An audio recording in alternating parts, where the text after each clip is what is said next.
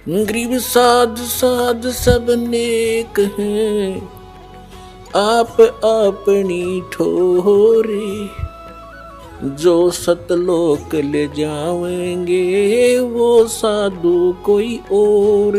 पर आप आज का प्रसंग पूरा करते हैं। अब कहते हैं 7वें अध्याय के 18वें मंत्र में गीता ज्ञानदाता अपनी गति को भी अनुत्तम क्यों कहता है, घटिया क्यों कहता है।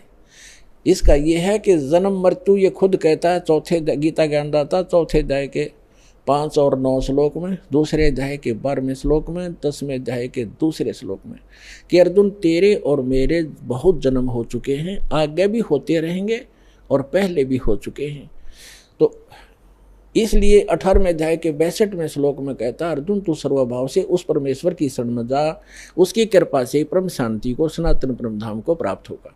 तो वो जब तक वो तत्वदर्शी संत खोज ले, उससे वो ज्ञान और समाधान प्राप्त होगा। तो तत्वदर्शी संत नहीं मिलेगा तो ऐसे ही जन्म और मृत्यु तेरे भी रहेंगे, मेरे उपासक के भी रहेंगे, मेरे भी रहेंगे, वो खुद कहता है। तो अब ये 7वें अध्याय के 18वें श्लोक में कहता है मेरी गति भी अनुत्तम है, घटिया है, क्योंकि जन्म मृत्यु तेरी भी मेरी भी। ब्रह्म साधक ब्रह्मलोक में जाता है। 8वें अध्याय के 16वें श्लोक में कहा कि ब्रह्मलोक पर्यंत भी ये प्राणी सभी पुनरावर्ती में है, इनका भी जन्म मृत्यु होता ही रहेगा। और जब जहाँ जन्म मृत्यु होगा, युद्ध करना होगा, वहाँ शांति नहीं हो सकती। तो यहाँ कहता है अनुत्तम क्यों बताया, अपनी गति को, अपने यानी ओम नाम के जाप से ब्रह्म प्राप्ति को भी अनुत्तम गति बताया है। किस लिए इसका उदाहरण देते हैं। एक चुनक नाम के ज्ञानी आत्मा थे, समर्पित भगवान पे, और साधना और ज्ञान वही वेद और इन अधूरे गुरुओं वाला, हठ योग ब्रह्मा जी वाला, ओम नाम वेदों वाला, ये साधना किया करते थे, सभी करते रहे। उन्होंने भी ऐसी साधना के लिए हजारों वर्षों तक सूख का काटा होगे, बड़ी बड़ी पलकें होगी, बड़े बड़े बाल होगे परमात्मा पाने के लिए। लेकिन गीता अध्याय नंबर 11 के श्लोक 47-48 में गीता ज्ञानदाता स्पष्ट करता है कि अर्जुन मेरी प्राप्ति यानी ब्रह्म की प्राप्ति, भगवान प्राप्ति ना वेदों में वर्णित विधि से, ना किसी मंत्र से, ना जप से, ना तप से कोई नहीं कर सकता, उससे हो ही नहीं सकती वेदों में वर्णित विधि से। तो जिस कारण से इन ऋषियों ने वेदों से मंत्र ओम लिया, उसकी साधना हठ योग ब्रह्मा जी से लिया, साधना करने लगे। उसे भगवान तो मिलना था ही नहीं, वो स्पष्ट कर रहा है। तो उससे सिद्धियां आ गई इनके अंदर, और उन सिद्धियों के आधार से ये प्रभु पाक गए अपनी एक दूसरे। जैसे अगस्त ऋषि में सिद्धि थी 7 समुद्रों को पी लेना, ये कोई छोटी सिद्धि है। 7 समुद्रों को एक घूंट में ऐसे चलू भर के और सारे सुखा दिए थे, ऐसी सिद्धि होती है आध्यात्मिक शक्ति। लेकिन ये भगवान नहीं हो सकता इन सिद्धियों से। और फिर वापस कुरला कर दिया तो 7 समुद्र भर गए। तो कहने का भाव ये है कि ये तो सिद्धि है परमात्मा से की साधना करने से थोड़ी बहुत ये बैटरी चार्ज हो जाती है, जिसे कुछ चमत्कार दिखा देते हैं।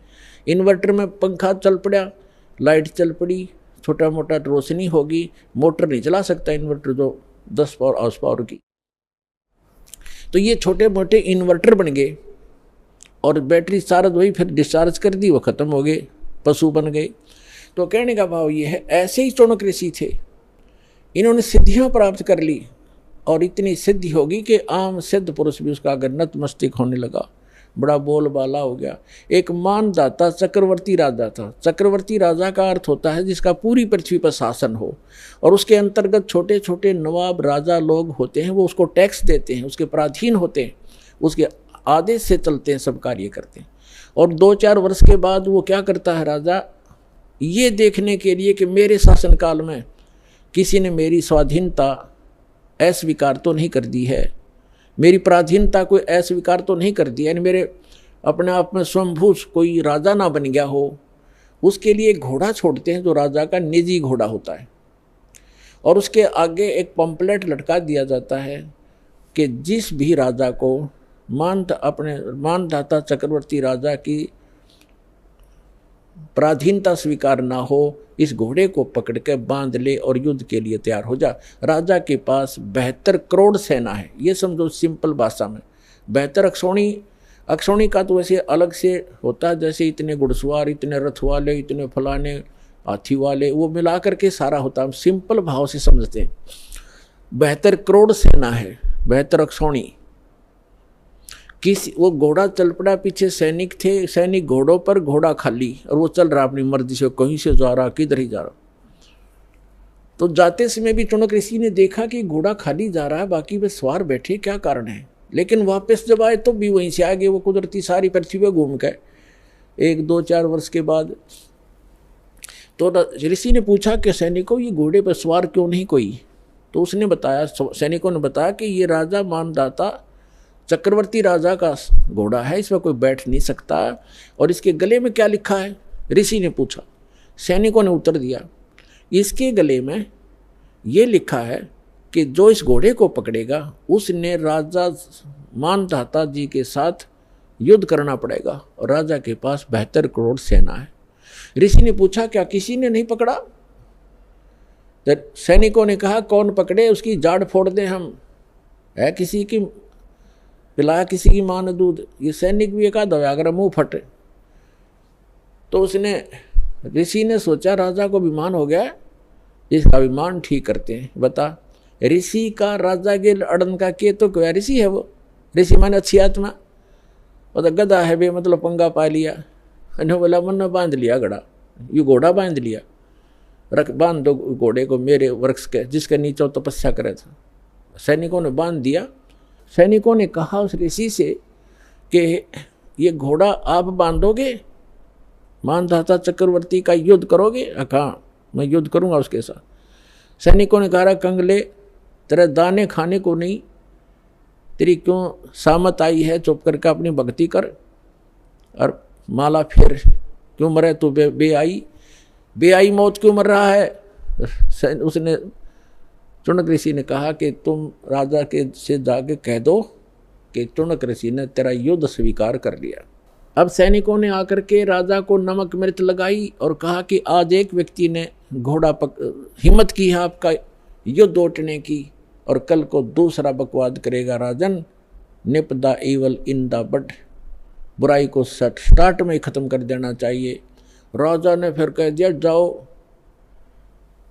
उस 72 करोड़ की 4 प्लाटून 4 टुकड़ी कर ली। 18 करोड़ सेना एक आदमी को मारने के लिए भेज दी चौनक ऋषि को। और चौनक ऋषि ने क्या किया, अपनी जो साधना करी थी सारे जीवन में डले ढोए थे, उसकी 4 पुतली बना दी, एटम बम बना लिए सिद्धि थे। एक एटम बम छोड़ दिया पुतली, उसने कत्लेआम मचा दिया। घड़ियाँ पुतली होगी हजारों करोड़ों की संख्या में, और कत्लेआम मचा दिया। और वो खत्म हुई सिद्धि, वो तो जो निकल गया बाण, वो बम। राजा ने दूसरी टुकड़ी 18 करोड़ की भेज दी, ऋषि ने दूसरी पुतली भेज दी। ऋषि ऐसे 72 करोड़ सेना का नाश कर दिया, कत्लेआम कर दिया। किसने? उस चौनक नाम के ब्रह्म उपासक ने, उस काल के उपासक ने, ब्रह्म के उपासक ऋषि ने। अपने आत्मा चाहे तो गोली से मार दे, और किसी के पास वचन की ताकत जंतर मंत्र है उससे मार दे, भगवान के दरबार में दोनों दोषी बराबर होते हैं। अब इसके विषय में सूक्ष्म वेद में परमात्मा ने अमरवाणी में कहा है, सच्चिदानंद घर ब्रह्म की वाणी में, कि 72 अक्षौणी क्षय करी वो चौनक ऋषिश्वर एक, ये दे धारे जोरा फिरे भाई सभी काल के बेखे। 72 अक्षौणी खा गया वो चौनक ऋषिश्वर एक। मानधाता राजा की 72 करोड़ सेना का नाश कर दिया। किसने? उस चौनक ऋषिश्वर अकेले ने। ऋषिश्वर जैसे मुनि और मुनिवर और मुनीश्वर, एक तो मुनि आम साधक, और मुनिवर उन साधकों में श्रेष्ठ मुनि, और फिर मुनीश्वर उन श्रेष्ठ मुनियों में भी परम श्रेष्ठ, यानी उस मुनीश्वर ऋषिश्वर ऋषिश्वर उस तीसरे नंबर के गुड बेटर बेस्ट, उस बेस्ट यहाँ के बेस्ट जाने जाने वाले ऋषि के ये कर्म है 72 करोड़ सेना खाली। ये सूक्ष्म वेद में परमात्मा बता रहे हैं। 72 अक्षौणी खा गया वो चुणक ऋषि सुअर एक, ये दे धारे जोरा फिरे भाई सभी काल के बेखे। जोरा माने मौत, जरा माने बुढ़ापा, यहाँ अंतर समझना कदे भूल जा। जोरा मीन संत भाषा में जोरा माने मृत्यु। कहते हैं ये दिखे संत ऋषि महर्षि, ये तो चलती फिरती घाल है। ये दे धारे मौत फिरे, ये संत नहीं, ये मौत है। ये सभी काल के भेख, ये ब्रह्म के साधक, ब्रह्म तक के पुजारी, ये सभी काल के भेख दे धारे जोरा फिरे या मौत फिरे चलती फिरती मनुष्य रूप में, इतने मानस मार दिए, तुम इनको महर्षि कहते हो। तो यहाँ गीता ज्ञानदाता भी कहता है कि ये ऋषि हैं तो नेक, लेकिन तत्वदर्शी संत ना मिलने से मेरे वाली अनुत्तम घटिया साधना में लीन रहे, गति में लीन रहे। अब क्या बनेगा? ओम नाम के जाप से ये ब्रह्म लोक जाएगा, और जो सिद्धि की थी, जो साधना तपस्या की, से ये राजा बनेगा। और जो इसने 72 करोड़ सेना मार दी, वो बैड अकाउंट अलग से लिखा जाएगा, इसको फिर भोगना पड़ेगा। जैसे ये ओम नाम की साधना से ब्रह्मलोक में जाएगा, वहाँ अपनी पुण्य समाप्त करके इस मंत्र के जाप का नाश करके कमाई का ये वापस आएगा, राजा बनेगा पृथ्वी पर। फिर खूब पाप कमाओगा। राजा शिकार करते हैं, अपने अहम के कारण दुनिया मरवा डालते हैं, कत्लेआम कर देते हैं अपने राज्य के लिए, वो पाप इसके बुरे में लिखे जाएंगे। फिर ये कुत्ता बनेगा और इसके सिर में कीड़े पड़ेंगे इस ऋषि चुणक का, और जितने सैनिक मारे थे वो गिन गिन का बदला लेंगे इसका। तो यहाँ कहते हैं फिर ये खाक मुक्ति हुई। 18वें अध्याय के 62वें श्लोक में कहा कि तू सर्वभाव से अर्जुन उस परमेश्वर की शरण में जा, उसकी कृपा से तो परम शांति को, सनातन परम धाम को प्राप्त होगा। 15वें अध्याय के 4थे श्लोक में कहा कि परम संत की प्राप्ति के उपरांत, तत्वदर्शी संत की प्राप्ति के उपरांत परमात्मा के उस परम पद की खोज करनी चाहिए, जहाँ जाने के बाद साधक लौटकर फिर संसार में कभी नहीं आते, और केवल उसी की भक्ति करो। तो यहाँ जो ब्रह्म तक के साधक हैं, इसलिए 7वें अध्याय के 18वें श्लोक में गीता ज्ञानदाता कहता है कि ये ज्ञानी है तो अच्छी आत्मा, परमात्मा के लिए समर्पित है, लेकिन तत्वदर्शी संत ना मिलने से ये मेरे वाली अनुत्तम गति में, घटिया गति में साथ लीन रहे। इनको वो संत नहीं मिला जिसकी साधना करके उस स्थान को प्राप्त कर लें जहाँ जाने के बाद साधक फिर लौटकर कभी संसार बन जाते।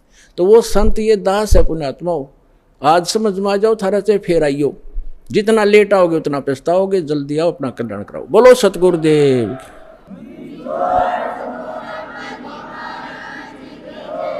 गीता के यथार्थ विश्लेषण की जानकारी के लिए पढ़ें पुस्तक गीता तेरा ज्ञानामृत।